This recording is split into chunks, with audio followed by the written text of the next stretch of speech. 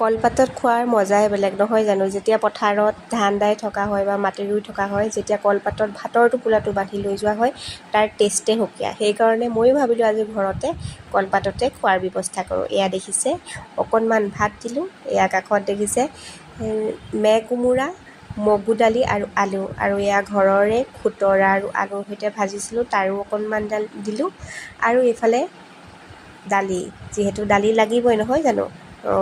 আৰু এইফালে দেখিছে নহয় বলিয়ৰা মাছ লৈছিলে দেউতাই, তাৰে কেইটামান ভাজিলোঁ, আৰু তাৰে কেইটামান মায়ে পাতত দিছিলে, আৰু এয়া পাতত দিয়া মাছো দি দিলোঁ, আৰু লগত এপিচ নেমু, যিহেতু বহুত গৰমৰ বতৰ নেমুটো লাগিবই, 2টা কেঁচা জলকীয়াও ল'লোঁ লগতে, আৰু এইফালে অকণমান কঁঠালৰ আচাৰ। আজি এনেদৰে থালিখন সজালোঁ। গতিকে আজিৰ থালিখন কেনেকুৱা লাগিলে জনাবলৈ আপোনালোকে একেবাৰে নাপাহৰিব দেই।